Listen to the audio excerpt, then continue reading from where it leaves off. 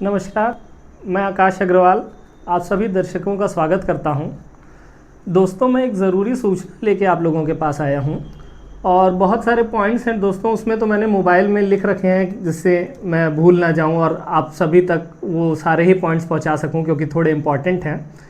तो ये जो मैं वीडियो बना रहा हूं दोस्तों, वो एक मुद्दा ये है कि हमारी एक विवादित ज़मीन है यूनियन बैंक के बगल में और कुछ दिनों से उसकी ख़रीद बिक्री की कुछ हलचल चल रही है, कुछ कोशिश चल रही है।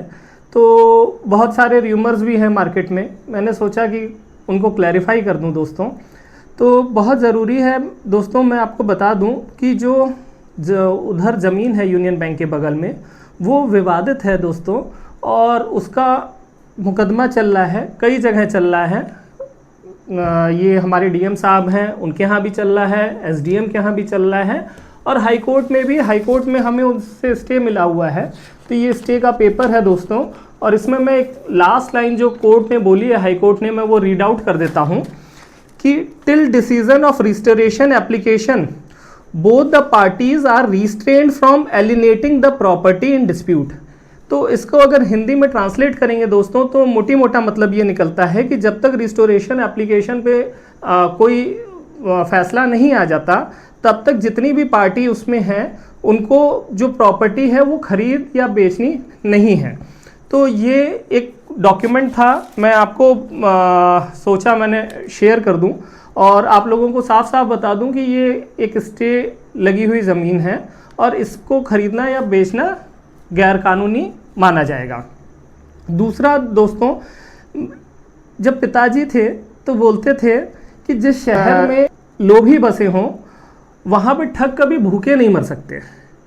तो बहुत इम्पॉर्टेंट सीख है दोस्तों इस लाइन में। सीख ये है कि कोई ज़मीन अगर आपको एक बार्गेन डील पे मिल रही है तो आप एक दौड़े भागे उसको ख़रीदने ना चले जाइए, क्योंकि ऐसा ना हो कि आप इसमें ठग लिए जाएं और फिर पता चला आपके हाथ में ज़मीन आई नहीं आई, मुकदमा ज़रूर आ गया। तो उसको आप देख लीजिए, पता कर लीजिए और फिर उसके बाद एक आप इन्फॉर्म डिसीज़न लीजिए। बहुत ज़रूरी है कि उसके पीछे की सारी चीज़ें आपको पता हो। आप एक बेसिक नेचुरल जस्टिस होता है दोस्तों। आप सोचिए कि लक्ष्मी स्वीट हाउस से लेते हुए और पूरा उतनी बड़ी ज़मीन एक आदमी के नाम तनहा कैसे हो सकती है, जबकि 3 हिस्सेदार हैं उस ज़मीन के। तो एक आदमी को इतनी बड़ी तनहा ज़मीन कैसे मिल सकती है, बाकियों को इतनी बड़ी तनहा ज़मीन कहाँ मिली है? तो वो कहीं भी आपको नहीं दिखेगा। तो आपको नहीं लग रहा है कि इसमें दाल में कुछ काला है, सीधे दिख रहा है कि नेचुरल जस्टिस उसमें डिनाई हुआ है। बाकी वो जो फर्जीवाड़ा हेरा फेरी हुई है वो कोर्ट में चल रहा है, वो चलता रहेगा, वो कहीं से खारिज होगा, फिर कोई पार्टी आगे जाएगी, तो ये सब तो चलता रहने वाला है। पर इसमें अगर आपको ये लग रहा है कि कोई बेच रहा है और हम जल्दी से ले लें और सस्ता मिल रहा है, तो आप समझ के चलिए कि इसमें हेरा फेरी अच्छी खासी है। दूसरा, ब्रोकर भाइयों से भी मैं कहना चाहूँगा कि बहुत से ब्रोकर भाई भी उस पर दौड़ रहे हैं। आप ये देखिए कि आप लोग, बहुत लोग मुझे जानते हैं, हमारे परिवार को जानते हैं, तो वो आपको कहीं ना कहीं अंदाज़ा है कि वो गड़बड़ है, और नहीं है तो आपका ड्यू डिलिजेंस बनता है। आप सोचिए ना, आपको अगर कोई 2% दे रहा है और इतनी गाढ़ी कमाई लगा रहा है, तो आपकी भी जिम्मेदारी है कि उसके हाथ में एक अच्छी ज़मीन पहुँचे, एक साफ़ सुथरी अविवादित ज़मीन पहुँचे। तो मुझे नहीं लगता इन सब स्टैंडर्ड पे ये ज़मीन खरी उतर रही है। बहुत इम्पॉर्टेंट है दोस्तों इस बात को जानना कि एक सोसाइटी बर्बाद क्यों होती है। बुरे लोगों से बर्बाद नहीं होती दोस्तों, अच्छे लोगों को बुरे लोग ना रोकने से बर्बाद होती है। तो आपकी एज अ सोसाइटी जिम्मेदारी बनती है कि अगर कहीं गड़बड़ हो रहा है तो उसके खिलाफ आवाज़ उठाइए। आप कम से कम उस साजिश का हिस्सा तो मत बन जाइए। तो डेफिनेटली उसमें से हिस्सा नहीं है, मैं किसी को एलिगेशन नहीं लगा रहा हूं, पर मैं आपकी जिम्मेदारियों का भी एहसास दिला रहा हूं, क्योंकि सोसाइटी हम सभी से बनती है, एक एक लोग से बनती है, हम सब जिम्मेदार होते हैं। तो चलिए एक अच्छे स्वच्छ समाज का निर्माण करते हैं, जहां पे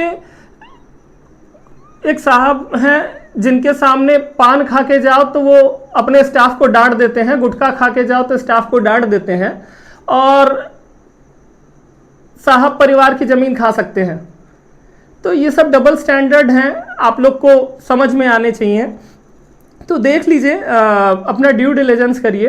मेरे पास बहुत कुछ कहने को है, बहुत लंबी वीडियो हो जाएगी, इसलिए मैं बहुत सारी सीरीज़ वीडियो की बनाता रहूँगा, लाता रहूँगा, और अपनी बहुत सारी बातें हैं आप तक पहुँचाता रहूँगा, इस केस से रिलेटेड और भी बहुत चीज़ों से रिलेटेड।